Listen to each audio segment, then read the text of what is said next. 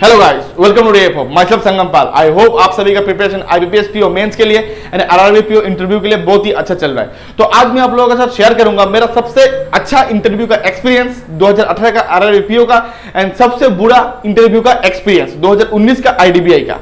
किस जगह मैंने अच्छा किया था और कहाँ मैंने गलती किया था, वो सारे चीजों को मैं डिटेल्स एक्सप्लेन करूंगा। तो वीडियो का एंड तक बने रहिएगा। अगर आप नए हो तो चैनल को सब्सक्राइब कीजिएगा एंड लाइक एंड शेयर जरूर कीजिएगा। तो चलिए शुरू करते हैं।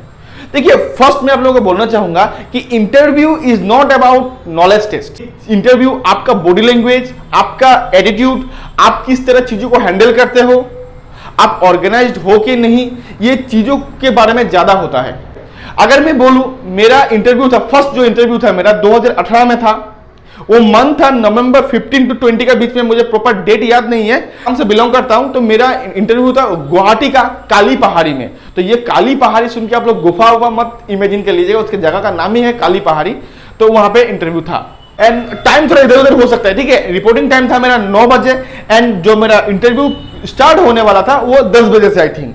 तो मेरा एक हैबिट है कि मैं एग्जाम हो या कोई भी चीज हो, मैं ऑलवेज एडवांस थोड़ा जल्दी जाना प्रेफर करता हूं। तो एज यूजुअल मैं थोड़ा जल्दी चला गया था, 8:30 बजे ही मैं वहां पे पहुंच गया था। लेकिन आप जब इंटरव्यू का सेंटर में जब पहुंचोगे ना, पहुंचने के बाद कुछ कुछ लेजेंड आपको दिखने को मिलेगा। आप बोलोगे सर ये लेजेंड क्यों? ऐसे ऐसे आपको स्टूडेंट मिलेंगे जो आपको डिमोटिवेट कर देगा वही जगह पे। मैं वहां पे पहुंचा था तो कुछ स्टूडेंट डिस्कस कर रहे थे कि मेरा एक फ्रेंड है जिनको इतना भयंकर सवाल पूछा, वो तो वहीं पे नर्वस हो गया। तो ये जब मैंने सुना, मैं समझ गया कि ये डिमोटिवेट करने वाला स्टूडेंट है। मैं साथ ही साथ वहां से हट गया और मैं किसी से भी बात नहीं किया जब तक मेरा इंटरव्यू खत्म नहीं हुआ। देखिए, एक बात मैं आपको बोलना चाहूंगा कि आप इंटरव्यू पैनल के सामने अगर आप झूठा बोलोगे तो वो इजीली पकड़ में आ जाएगा, बिकॉज जो लोग आपका इंटरव्यू लेंगे दे आर वेल एक्सपीरियंस्ड, ठीक है। तो झूठ मत बोलिए, जो होगा जेन्युइन रहिए, ठीक है। तो 9 बजे मैं एंटर किया।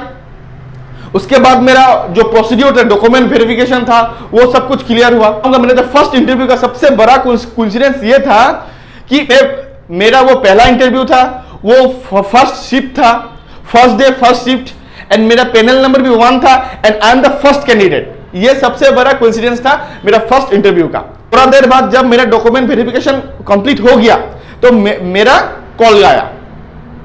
तो एक बात अभी मैं यहां पे एक बात बोलना चाहूंगा आपको कि आप जब इंटरव्यू रूम में एंटर करते हो तो इंटरव्यू रूम में एंटर करने से लेके बाहर आने तक आपका हर चीजों को एनालिसिस किया जाता है, ईच एंड एवरीथिंग, छोटा से छोटा बड़ा से बड़ा। आप लोग कैसे फर्स्ट आपको क्या करना होता है कि इंटरव्यू जो आपका रूम होगा वो क्लोज्ड होगा, तो आपको बाहर में खड़ा होना होता है एंड जब रिंग जो होगा तब आपको अंदर जाना होता है। आप जब अंदर जाइएगा डोर को लाइटली नॉक कीजिएगा, मतलब लाइक दिस, ऐसा नहीं, नो ऐसा नहीं, लाइटली। ये करने के बाद दिस शोस मैनर। ये करने के बाद डोर को उतना ही ओपन कीजिए जितना ओपन करने से आप घुस पाओ। कुछ स्टूडेंट यहां पे गलती क्या करते हैं कि कंप्लीट डोर ओपन करके घुस जाते हैं। तो ये एक अनऑर्गेनाइज्ड मैनर शो होता है। आप कोई भी गवर्नमेंट ऑफिस में जाइए तो आप जब घुसने के टाइम में डोर उतना ही ओपन कीजिए जितना ओपन करने के बाद आप घुस पाए, ठीक है। फर्स्ट ये। उसके बाद आप जब डोर ओपन कीजिएगा आपको मैं जो भी मेरा सामने था, आई कांटेक्ट हुआ मेरा फर्स्ट। मैंने पूछा सर मे आई कमिंग, ये आपको पूछना है, ठीक है। तो आपको बोलेंगे कि यस कमिंग, तो मेरे को बोला यस कमिंग। उसके बाद जब मैंने एंटर किया रूम में एंटर करने के बाद आपको डोर को क्लोज करना है, जो मैंने किया। एंड मैक्सिमम बच्चे ये चीज भूल जाते हैं। देखिए, ये छोटा छोटा चीज है लेकिन यही चीजों को आपको ध्यान में रखना पड़ेगा, ठीक है। उसके बाद 4-5 कदम की दूरी पर मेरा जो कुर्सी था वहां पे था। तो मैं जब कुर्सी का सामने गया वहां पे 5 मेंबर थे। 5 में से जो बीच में बैठा हुआ था मेरा पैनल, अगर मैं एक्सप्लेन करूं आपको, इस तरह टेबल था, यहां पे पैनल हेड बैठे हुए थे, यहां पे एक मैम बैठी हुई थी, यहां पे एक सर, यहां पे एंड मैं यहां पे था, ठीक है। मैं जब यहां पे पहुंचा तो मैंने फर्स्ट आपको करना क्या है कि विश करना है। जैसे मेरा 10 बजे से था मॉर्निंग, यहां पे बच्चे लोग सबसे ज्यादा गलती क्या करते हैं, मान लीजिए जो सेकेंड शिफ्ट के बच्चे होते हैं ना, वो नर्वसनेस में गुड आफ्टरनून को गुड मॉर्निंग कह देते हैं, तो ये गलत है। इसमें आपका रॉन्ग इंप्रेशन आता है। आप बोलेंगे सर कैसे, वो तो नर्वस नो। अगर आप क्वेश्चन पेपर का फर्स्ट क्वेश्चन ही गलत कर दोगे तो कैसा होगा बोलिए। तो वो चीज आपको ध्यान में रखना होगा। अगर वो आफ्टरनून है तो आपको गुड आफ्टरनून विश करना है, अगर वो मॉर्निंग है तो आपको मॉर्निंग ही विश करना है। ये चीज आप ध्यान रखिए। तो यहां पे जाने के बाद मैंने विश किया। ऑलवेज याद रखिए, पैनल में लेडीज मेंबर होने का चांसेस बहुत ज्यादा होता है। आप लेडीज हो या जेंट्स हो वो मैटर नहीं करते, ऑलवेज लेडीज मेंबर जो होगा उनको फर्स्ट विश कीजिए। जैसे मैंने किया था गुड मॉर्निंग मैम। उसके बाद रिमेनिंग जो 4 जेंट्स थे उनको सेपरेट विश करने का जरूरत नहीं है। एक सिंपल सा स्माइल से गुड मॉर्निंग सर्स, मतलब दांत मत निकालिएगा, ठीक है, दांत मत निकालिएगा, नॉर्मली जैसे मैंने ऐसे दिखाया था गुड मॉर्निंग सर्स। उसके बाद उन्होंने इमीडिएटली मुझे बैठने को नहीं बोला था। तो जब तक आपको बैठने के लिए ना बोला जाए मत बैठिए। मुझे 10 to 15 सेकेंड मैं कुर्सी का सामने खड़ा रहा। इसमें क्या होता है कि आपका जो ड्रेसिंग सेंस है वो एनालिसिस करते हैं एंड आपका पेशेंस है। कुछ कुछ बच्चे यहां पे गलती क्या करते हैं, बिना पूछे ही बैठ जाते हैं। ये मत कीजिए, ये बहुत बड़ा गलती होता है। मान लीजिए इंटरव्यू पैनल ने आपको बैठने के लिए बोला, आपने सुना नहीं, 10-15 सेकेंड 20 सेकेंड पार हो गया, तो आप एक बार रिक्वेस्ट कीजिए, सर क्या मैं बैठ सकता हूं, सॉफ्टली। जब तक बोला ना जाए तब तक मत बैठिएगा। ये गलत इंप्रेशन क्रिएट होता है। अगर इनिशियली आपका इंप्रेशन खराब होता है ना, उसको ठीक करने में टाइम लगता है, ठीक है।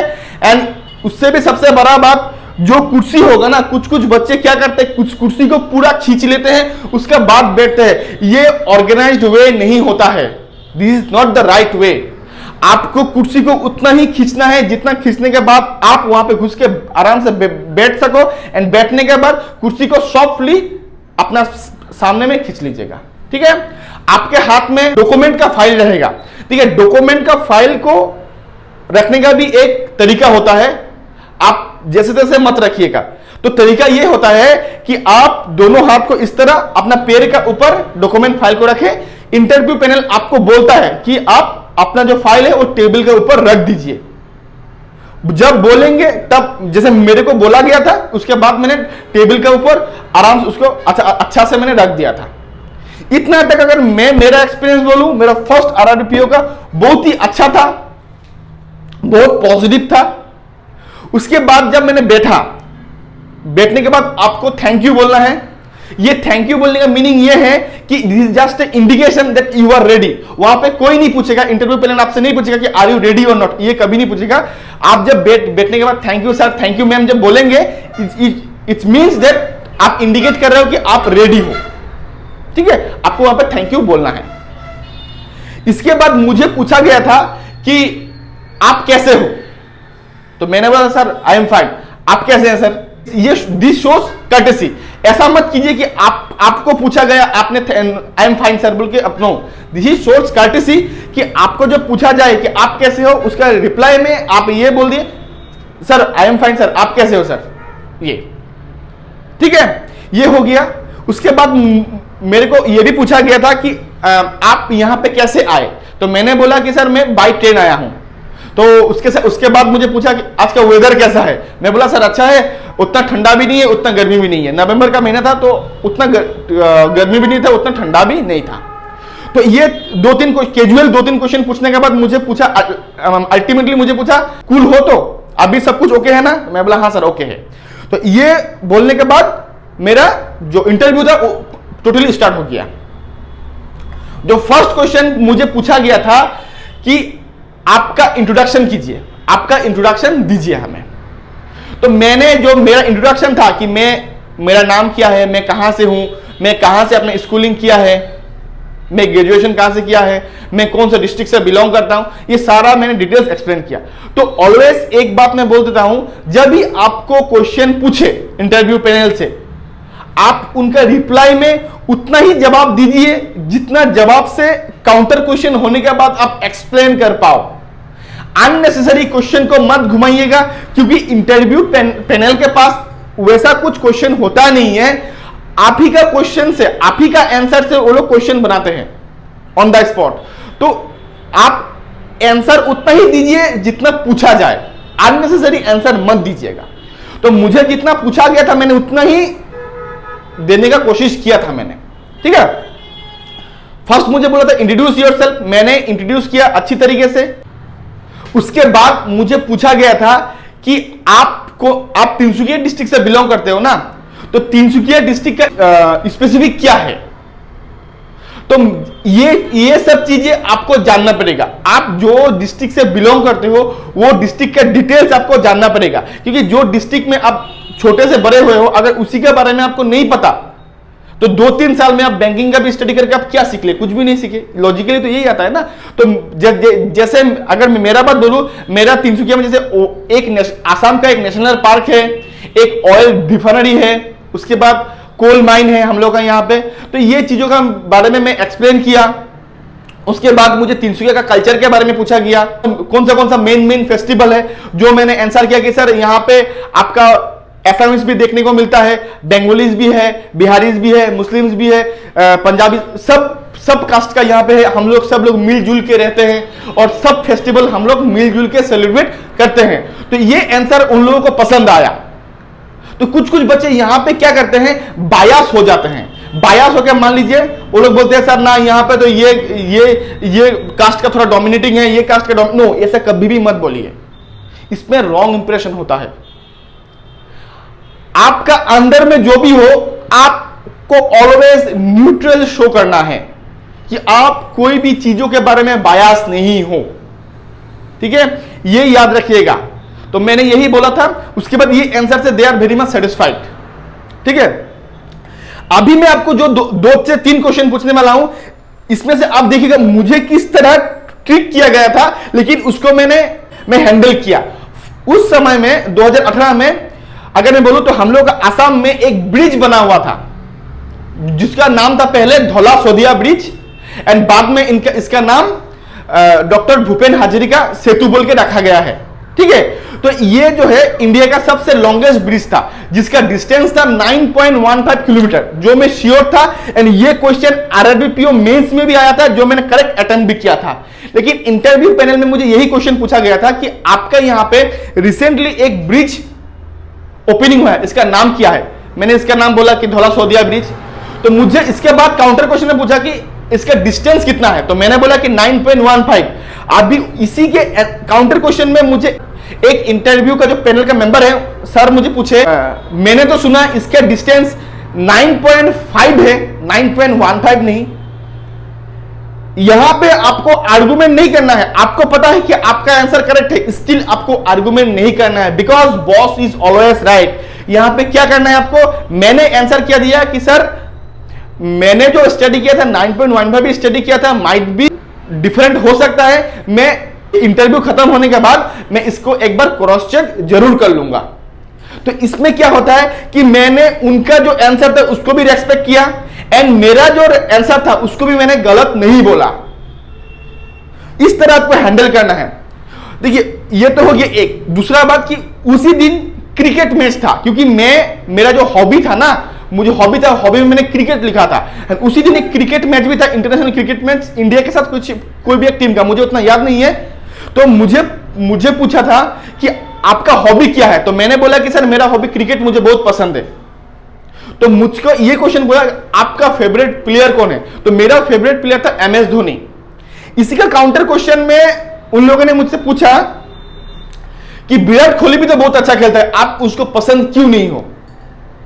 देखिए उनका क्वेश्चन आप ध्यान से सुनिएगा। उन्होंने बोला कि विराट कोहली भी तो विराट कोहली भी तो बहुत अच्छा प्लेयर है, आपको वो पसंद क्यों नहीं है। लेकिन मैंने ये कभी नहीं बोला कि विराट कोहली मुझे पसंद नहीं है, यहां पे आपको घुमा रहा था मुझे। लेकिन मैंने यही चीज को टेक्निकली हैंडल किया। मैंने बोला कि सर MS धोनी भी अच्छा है, विराट कोहली भी बहुत अच्छा है। इंटरनेशनल क्रिकेट में विराट कोहली का भी बहुत बड़ा रिकॉर्ड है, एंड विराट कोहली भी मुझे बहुत पसंद है। लेकिन sir it is a matter of choice sir, तो इसीलिए विराट कोहली भी मुझे पसंद है, लेकिन सर MS धोनी मुझे ज्यादा पसंद है। तो इसमें क्या शो हुआ कि मेरा जो आंसर था वो आंसर में मैं स्टिक रहा, एंड मैंने उनका भी जो आंसर था उसको भी मैंने डिसरिस्पेक्ट नहीं किया।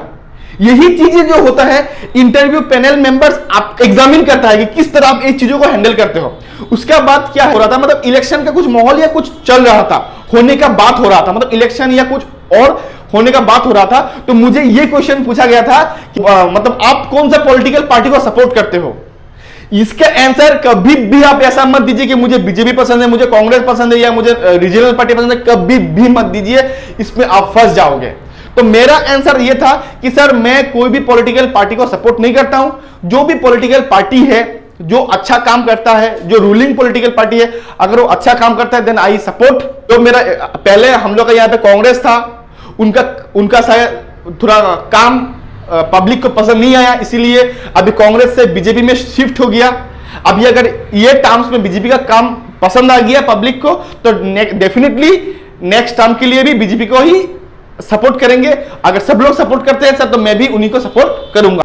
तो ये आंसर देने के बाद उनके पास इसके रिगार्डिंग काउंटर क्वेश्चन करने के लिए आंसर नहीं था, तो ये टॉपिक यहीं पे क्लोज हो गया, मुझे और यहां पे घुमा नहीं पाया। तो देखिए मैं इसीलिए बोल रहा हूं ये क्वेश्चन, यही क्वेश्चन जो होता है जहां पे आप लोगों को सबसे ज्यादा एग्जामिन किया जाता है, ठीक है।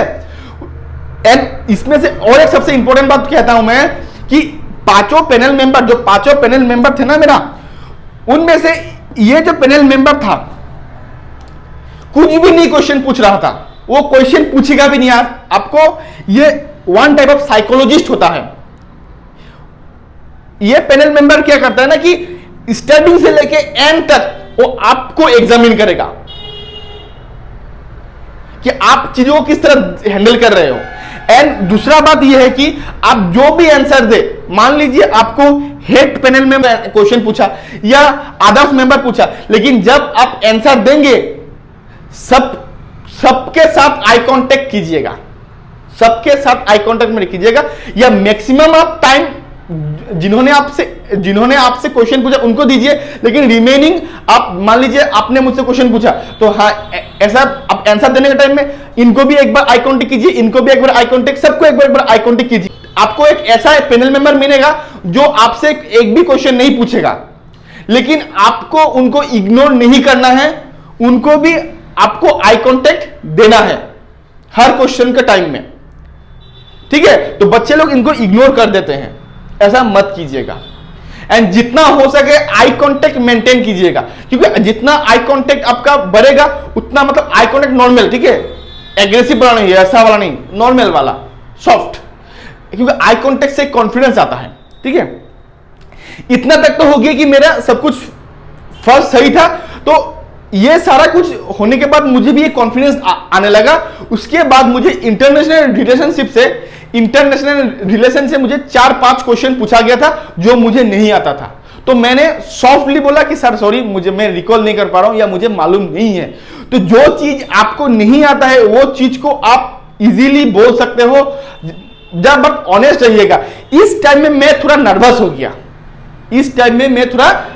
गया, तो उसी टाइम इंटरव्यू पैनल जो था ना, ये पैनल मेंबर मुझे बोला कि आपका इंटरव्यू इतना अच्छा हो रहा है, आप नर्वस क्यों हो रहे हो। जब मैंने ये बात सुना ना, मुझ में और भी एक कॉन्फिडेंस आ गया, और भी अच्छा लगने लगा। तो उसके बाद क्या हो गया, मुझे पूछा गया कि आपका वीकनेसेस क्या है। तो मैंने मेरा वीकनेस बताया कि सर मेरा हैंडराइटिंग खराब है, दूसरा मेरा जो एक प्रॉब्लम है, एक मतलब बचपन से मेरा प्रॉब्लम कि स्टमरिंग का प्रॉब्लम, जब मैं बोलता हूं तो मेरा वर्ड अटक जाता है कभी कभी। तो मैंने बोला कि सर ये 2 प्रॉब्लम है। तो मुझसे पूछा गया कि आपका जो ये प्रॉब्लम है वो क्या, मतलब सिर्फ आप ही का है या आपका मतलब फैमिली का है मतलब। तो मैंने बोला ना सर ये मेरा पापा का भी है, मेरा दादा का भी है, परदादा का भी, सबका है मतलब। तो इसके बारे में और डिस्कस नहीं हुआ, लेकिन जो सेकेंड मैंने बोला था कि मेरा हैंडराइटिंग खराब है, इसके रिलेटेड पूछा कि ये किस तरह नेगेटिव इंपैक्ट क्रिएट करता है। तो मैंने बोला था कि सर देखिए ऐसे तो इसके उतना मतलब ज्यादा नेगेटिव इंपैक्ट क्रिएट नहीं करेगा, लेकिन कभी अगर मुझे एक लेटर लिखना होगा या कुछ भी लिखना होता है, उस समय हैंडराइटिंग अगर खराब होता है तो एक रॉन्ग इंप्रेशन आता है। तो बोलता है हाँ ये बात आपने सही बोला, तो आप इसके लिए क्या कर रहे हैं? तो मैं बोला कि सर मैं इसको चेंज करने का कोशिश कर रहा हूं ताकि मैं उसको जितना भी हो सके इसको मैं क्लियरली लिख पाऊं, ये मैंने बोला था। तो ये कुछ हो जाने के बाद मुझसे और इसके बारे में पूछा नहीं गया, लेकिन लास्ट में एक क्वेश्चन पूछा था मुझसे कि आप आरआरबी क्यों ज्वाइन करना चाहते हैं, आप आरआरबी क्यों ज्वाइन करना चाहते हैं? इसका भी मैंने आंसर पॉजिटिवली दिया। तो ये ओवरऑल अगर मैं बोलूं पूरा इंटरव्यू का एक्सपीरियंस मेरा 10 to 15 मिनट्स का था, ठीक है। ये 10 to 15 मिनट्स आप लोगों को पॉजिटिवली हैंडल करना है। आप लोगों का थिंकिंग ये नहीं होना चाहिए कि मुझे कब निकलना है, नो। आप वो 10 to 15 मिनट्स को आप इंजॉय करना सीखिए। एंड अगर मैं बोलूं मेरा जो प्रिपरेशन था वो टोटली सेल्फ था। मैं किसी से भी मतलब मॉक इंटरव्यू में कभी अपीयर नहीं किया। एंड दूसरा बात, 2018 में यूट्यूब में भी उतना मॉक इंटरव्यू का वीडियो था नहीं। जो मैंने देखा मैंने गूगल से सर्च किया, सुना दूसरों से, उसी के ऊपर बेस करके मैंने खुद को रेडी किया। सबसे ज्यादा मेरा जो बेनिफिट हुआ, मैं मिरर के सामने खड़ा होकर खुद को रेडी करता था एंड चीजों को पहले समझने की कोशिश की, कौन कौन सा चीजें आप लोगों के लिए जरूरत है, वो चीजों को पहले जानने का कोशिश कीजिए। तो ये 10 to 15 मिनट अगर मैं बोलूं मेरा बहुत ही अच्छा था, बीच में से 3-4 क्वेश्चन को छोड़ के। उसके बाद मुझको बोला गया कि ठीक है तो आपका इंटरव्यू यहीं पे खत्म होता है, अब आप जा सकते हो। जब जब सब क्लियर हुआ तब आपको क्या okay sir, thank you sir, ये आपको बोलना है। बोलने के बाद फिर आपको कुर्सी को उतना ही पीछे लाना है जितना से आप निकल पाओ। निकलने के बाद कुर्सी को जगह पर रखना है, ठीक है, जगह पर रखना है। उसके बाद रखने के बाद फिर खड़ा होकर एक बार थैंक यू सर बोलना है पोलाइटली। उसके बाद आपको स्लोली डोर को ओपन करके बाहर जाने के बाद डोर को क्लोज कर देना है। ये सारा चीज आपको करना पड़ेगा। तो ये था मेरा 2018 का आरआरबी का एक्सपीरियंस, जो सबसे अच्छा था। अनफॉर्चुनेटली मैं 2018 का आरआरबी में क्लियर नहीं कर पाया था, क्योंकि उस समय आरआरबी का वैकेंसी सबसे कम था। जनरल कैटेगरी का था 3 या 4 वैकेंसी था, और मेरा मेंस का मार्क उतना अच्छा नहीं था, कट ऑफ से 2 या 3 मार्क्स से ज्यादा था। लेकिन इतना अच्छा मार्क्स आने के बाद भी मेरा फाइनल लिस्ट, मेरिट लिस्ट में मेरा नाम सिलेक्ट नहीं हो पाया, क्योंकि वैकेंसी बहुत लो था। इसकी जनरल का 3 या 4 ही था, तो इसलिए मेरा सिलेक्शन नहीं हो पाया, ठीक है। तो आई थिंक आप लोगों को मेरा जो ये इंटरव्यू था सबसे मेरा बेस्ट इंटरव्यू था मेरे लिए। उसका एक्सपीरियंस मैंने आपको बता दिया, क्या क्वेश्चन पूछा था वो बता दिया। आई थिंक आप लोगों को समझ में भी आ गया होगा कि किस तरह चीजों को हैंडल करना है। नेक्स्ट वीडियो में मैं आपको ये इंटरव्यू में मैं क्यों फेल किया, ये मेरा सेकंड इंटरव्यू था, क्यों फेल किया इसके बारे में डिटेल्स एक्सप्लेन करूंगा कि कहां आपको गलती नहीं करना है। इस वीडियो में मैंने आपको बोला कि कौन सा जगह को आपको हैंडल करना है, कौन सा जगह के लिए आपको मेंटली रेडी करना है खुद को। एंड इसमें मैं बोलूंगा कि कौन सा जगह में आपको गलती नहीं करना है, वो चीजों को पहले ही ठीक कर लीजिए, ठीक है। आई थिंक आप लोगों को आज का वीडियो जो है अच्छा लगा होगा। थोड़ा लंबा हो गया शायद, थोड़ा सा लंबा हो गया शायद, ठीक है। तो अच्छा लगा होगा, अच्छा लगा तो वीडियो को शेयर कीजिएगा एंड चैनल को सब्सक्राइब कीजिएगा एंड लाइक एंड शेयर जरूर कीजिएगा। Till then goodbye and thank you.